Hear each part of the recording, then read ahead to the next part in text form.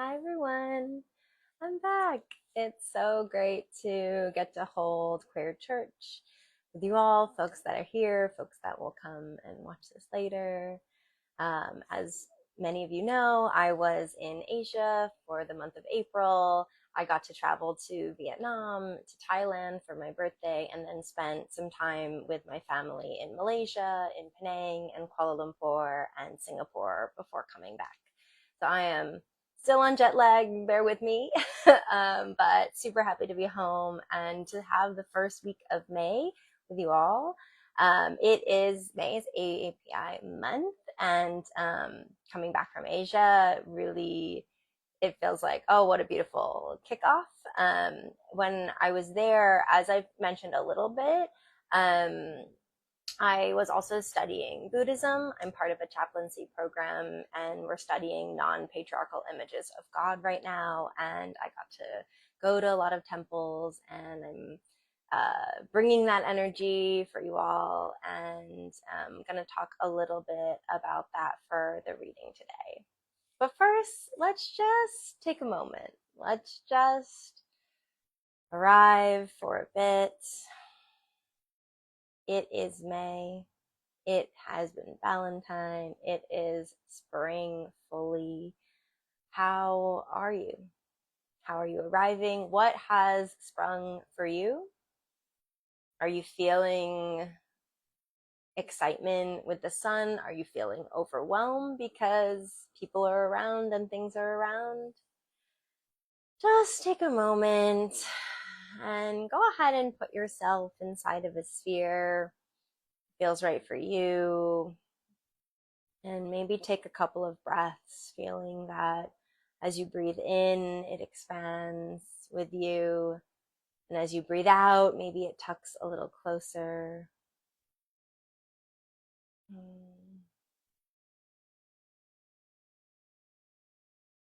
And if you want to notice, this sphere will be your energetic space, your energetic boundaries, where your energy ends and everything else begins.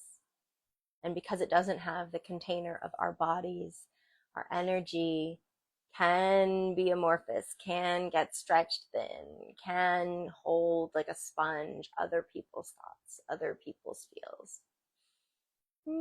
Have you noticed? Go ahead and spend a little time to notice, and maybe even to call back your energy to you. If it's gone somewhere, if it's been helping someone else, if your mind space has been running scenarios that are future or past that are not serving you, maybe we'll just cut those and let those go. We are here, we are in this moment, starting this month, starting this week together. Let that all go.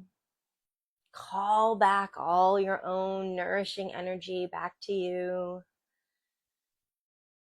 Yeah, and let that root for a bit. The reading I have today is an earth prayer from Buddhism tradition. Sensei Ulrich from Manitoba Buddhist Temple shares this earth prayer that I will now share with you. And it's an earth prayer also because I missed Earth Day with y'all, and it should always be Earth Day, Earth time, but just bringing a little bit of that appreciation for the earth and grounding into our week. As always, the reading is the time for you to feel read to relax, to let some ideas that maybe aren't your to-do list and aren't what's on your job and what's on your home needs, to let your mind kind of think about something else. So let your mind think about something else as I read Earth Prayer by Sensei Ulrich. We gently caress you, the earth, our planet, our home. Our vision has brought us closer to you, making us aware of the harm we have done to the life network upon which we ourselves depend. We are reminded that we have poisoned your waters, your lands, your air. We have filled you with the bones of our dead from war and greed. Your pain is our pain. Touching you gently, we pray that we may become peace bringers and life bringers, so that our home in its journey around the sun not become a sterile and lonely place. May this prayer and its power last forever. I invite you to set your own intention. What is your connection to the earth intention? What is your dream vision for hope, for the earth, for us and the planet, and the connection to each other while we're here? And just maybe plant a little seedling of that. Maybe let it out. I say that also because today, as we move into our astrology update, today Mercury in Aries makes a sextile to Jupiter. And, Mercury, our planet of communication, Aries, bold, first sign, beginning, um, fire arrow of action, and Jupiter, big dreams, big ideas. So all of these things coming together mean that today, it's one of the reasons I did Queer Church today also, it is a time for action, it is a time for bold words, it is a time for saying it. So even in my jet lag, I am here to say the things, and you say the things. What do you need to say? And I start this with the earth. I start this with presence. And also, when we look at the astrology tomorrow, this Mercury in Aries is going to make a conjunction to Chiron, our wounded healer, right? This asteroid that reminds us of how our wounds become our teachers. And so, kind of putting that together, this gives us an opportunity to listen to our wounds, to maybe say something new, and to say something bold. So if you aren't in like an action mindset right now, if you're like, I'm tired, if you're like me, like I'm not really doing the things, this is a great time, that today, especially tomorrow, even Wednesday, to kind of reflect and to think, using Mercury in Aries as this catalyst to what is the fire arrow of your message? What is your words? What do you need to say? And because of the Chiron connection, what do you need to say to heal? What are you holding on to? Is there something unsaid in your throat? Is there something unsaid that you're going back and forth in your mind, saying it, thinking about it over and over again, drafting it, but not letting it come out? Let's go. This is a great time to heal, to let things out, to imagine. Also, even if you want to frame this as a listening, like, what do your wounds want to say to you? What are they saying to you about what needs to be done, about what is present even for you in your body and in your healing? So all of that is kind of coming up this week, and that's especially potent because next Monday on May 12th, we have a full moon in Scorpio. And this is a big one. Full moon, big energy, big light on Scorpio, big energy, big passion, but of the darkness. So the moon isn't the happiest and the most comfy in Scorpio. Scorpio vice versa. Scorpio isn't the most comfy in the moon. And there they are put together on Monday. And so what we can have with this challenge, this friction, this room for growth, is this ability to have big feelings, to especially light up the feelings that are underneath, to have the feelings, because it's a full moon in Scorpio on Monday. It's an opportunity for big transformation, for big possibilities, especially for what you've been carrying underneath. So what Scorpio loves the murk, it is the swamp of water, not in a negative way, but in that sense that it is not clear, right? What Scorpio is holding and where Scorpio goes has depth and I want to say hidden places, but it is not immediately clear. It's the things that are underneath.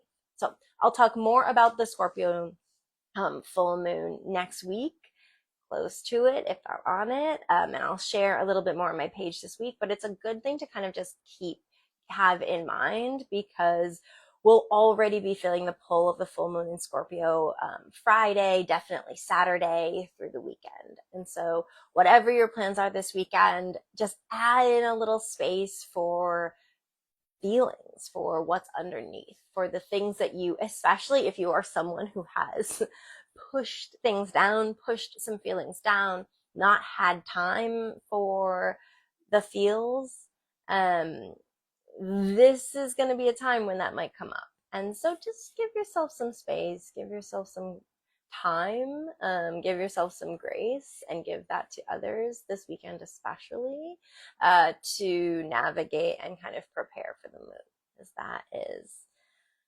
that'll be coming up. That's what's happening. And especially I'm saying this now to kind of use the astrology at the beginning of the week to prepare, to like reflect in any way that you can.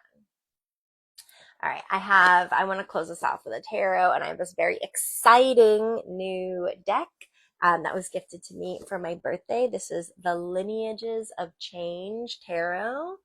And I'll just read, it flows from the wisdom of Black change makers throughout history, including Octavia Butler, Audre Lorde, June Jordan, Lucille Clifton, James Baldwin, team of Black oracles, herbalists, and artists that have generated a visionary tool that reaches through time to guide us in the changes we can make for liberation in the present. And we are in need of liberation in this present. Check this out. God is change. I don't know if it's too reflective to see. But be with me as I use this new deck, of which I am still learning. I'll just show you actually some of them. This is the 10 of Pentacles, or 10 of Earth. They use the elements, which I love. And let's see. This is the divine force of fire. This is the devil. These are roots of the earth. So this is ancestral wisdom. So let's see. Let's just see what messages we have, what messages we're given. Let's take a moment to connect to our breath one more time, to flood and clear. I've talked about a lot of things in this queer church, and maybe take a moment to plant a seed or give yourself a little coding if something resonated with you. Set an intention if something I've said sparks you wanting to act. And of course, let whatever didn't resonate roll off, roll away. It's not for you. It's not for you. And then we'll breathe in some nourishing breaths. Let's connect to the very top of our head. If you haven't already, just inviting in maybe a stream of, today I'm going to do some like purple light just coming in from the cosmos, bringing in that deep spirituality, royalness running through my space. You choose whatever color works for you, or white cleansing light is also always an option.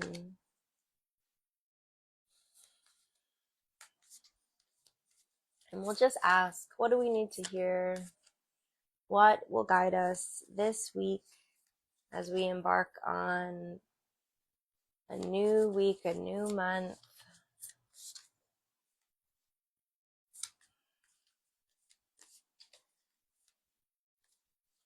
Okay. Ooh, 10 of fire, the 10 of fire. Okay, let's see. So fire in this deck is like wands or batons. Um, let's see, they say 10 of fire, accomplishment, stress, excess activity, oppression, and burnout patterns. I say that to myself as much as you. When we carry an immense load for a long time, we can take on the shape of holding, tilted forward with a sore back and shoulders, unable to see beyond the burden, oppressed by our own choices. Remember that you have abundance. Learn to carry it sustainably. Remember that you have abundance. In reverse, you may be committed to decisions that push you beyond your capacity. How do you ask for help? How do you respect your own capacity? And the herb, they also give like an herb recommendation, and the herb is echinacea, healing, observing, strengthening, pleasure, support. If you have any echinacea, maybe that's an offering for this week. And as you're doing your reflecting, and as we're thinking about our wounds and Chiron and preparing for Scorpio, that will again light up the things we need to see, things we're carrying. This is a really perfect card to think about as well. Scorpio, again, looks at what's underneath. What are we emotionally kind of pushing, holding? And this is saying also, what are we holding? What are we carrying? What is too much? The 10 of Wands in the traditional deck, Rider-Smith deck, is someone kind of holding a big bundle of sticks.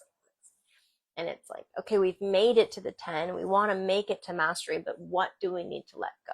We can't do it alone. Or we can, but by the time we get to the next thing, we're going to drop them all, or we're going to collapse from exhaustion. So my offering to you, my offering to myself, let's investigate what's on our plates. What work are we doing to ignore our own pain? And how can we have the light? Because the light is going to be on it next week. So what can we do? Good luck, and I'll see y'all next week.